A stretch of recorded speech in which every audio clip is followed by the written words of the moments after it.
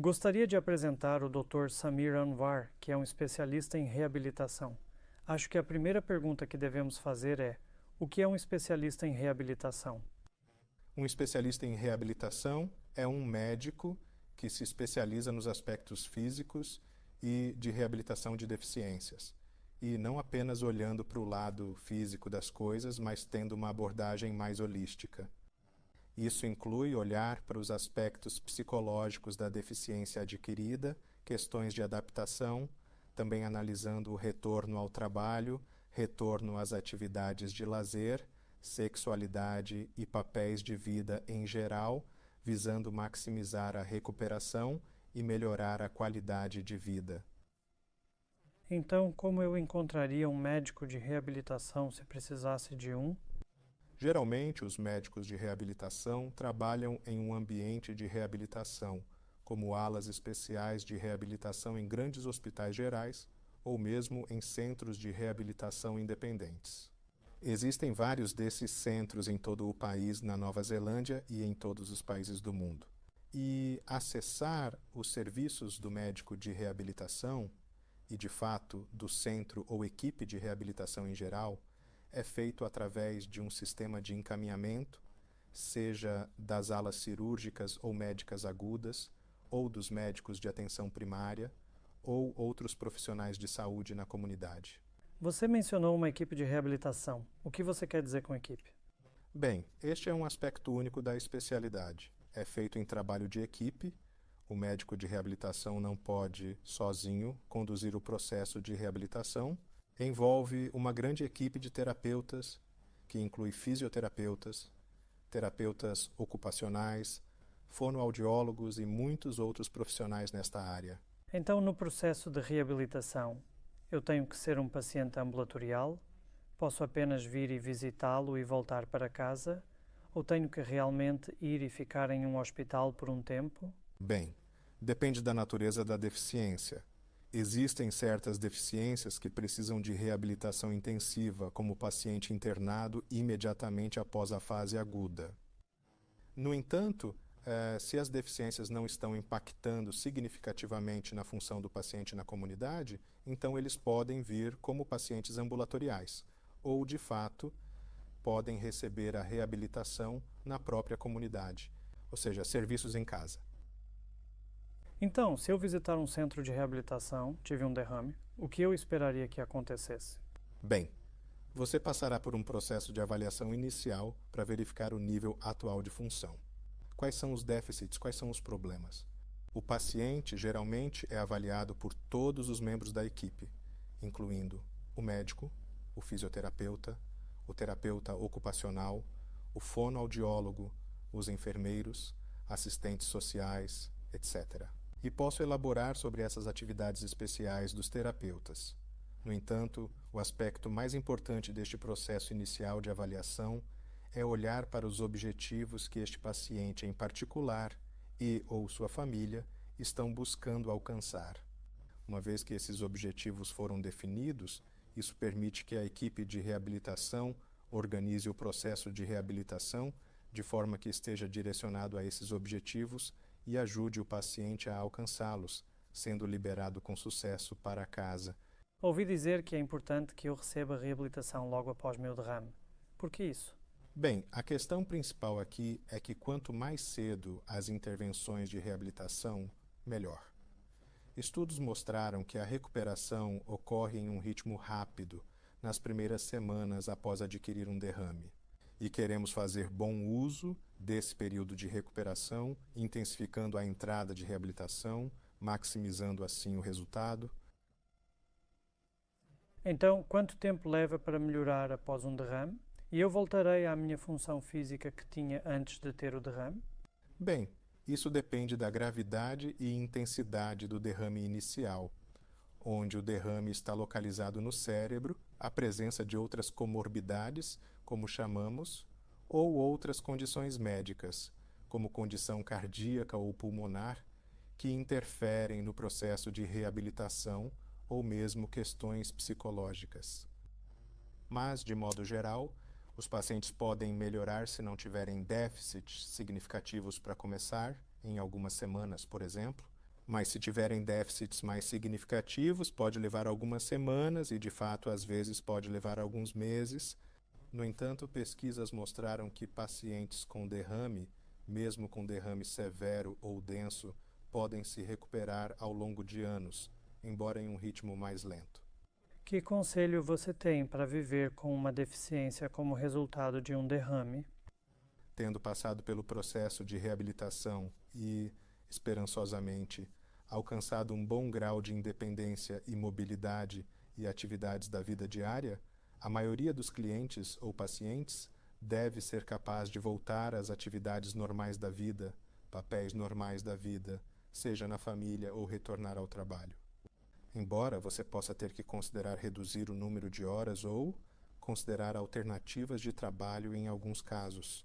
Também assumir outros papéis de vida, como atividades de lazer, hobbies, sexualidade, e todas essas questões devem ser alcançáveis. Que conselho você tem para viver com uma deficiência como resultado de um derrame? Tendo passado pelo processo de reabilitação e, esperançosamente, alcançado um bom grau de independência e mobilidade e atividades da vida diária, a maioria dos clientes ou pacientes deve ser capaz de voltar às atividades normais da vida, papéis normais da vida, seja na família ou retornar ao trabalho. Embora você possa ter que considerar reduzir o número de Certo. Considerar alternativas de trabalho em alguns casos, também assumir outros papéis de vida, como atividades de lazer, hobbies, sexualidade, e todas essas questões devem ser alcançáveis. Depois de ter tido um derrame, posso voltar a dirigir o carro?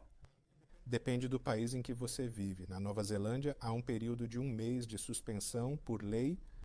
Após adquirir um derrame, você não tem permissão para dirigir por 1 mês. Depois disso, depende do grau de recuperação.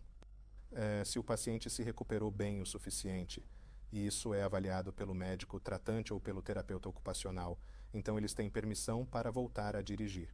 Em alguns casos, uma avaliação de direção na estrada pode ser necessária antes que o cliente tenha permissão para dirigir novamente. E quanto à atividade sexual? Posso recuperar minha atividade sexual normal que tinha antes do meu derrame?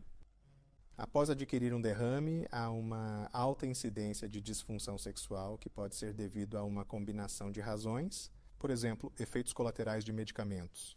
Estes são bastante comuns. Aspectos psicológicos, medo de ter outro derrame ou comunicação Claro. entre os parceiros, mas esses não são grandes obstáculos para retomar a atividade sexual, que deve ser o objetivo. E apenas alguma educação e aconselhamento podem ser necessários para alcançar isso.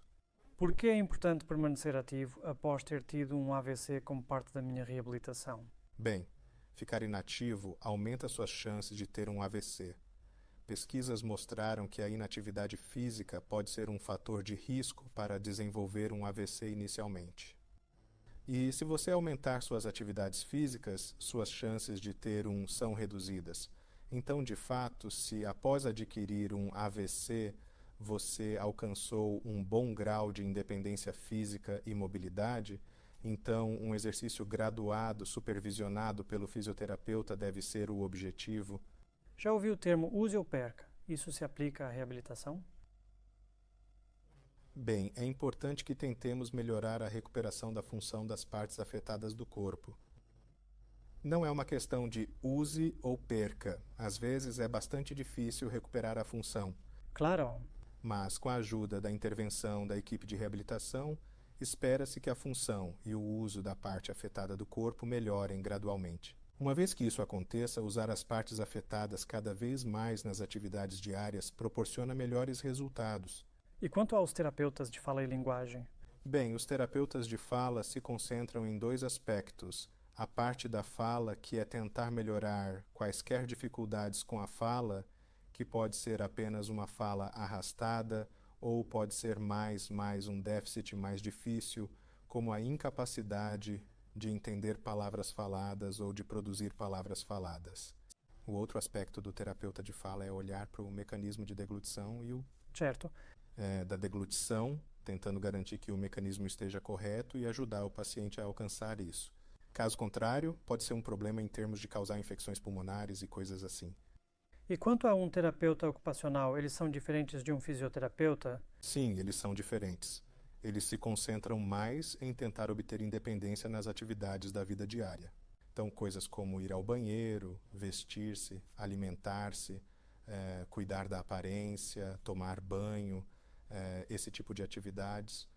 Eles também podem fornecer aos pacientes equipamentos adaptativos, ou seja, dispositivos que ajudam os pacientes a realizar suas atividades diárias de forma mais fácil, como pegadores para alcançar coisas à distância, ou, às vezes, uma cadeira de rodas pode ser fornecida se a mobilidade não puder ser alcançada de forma independente e segura.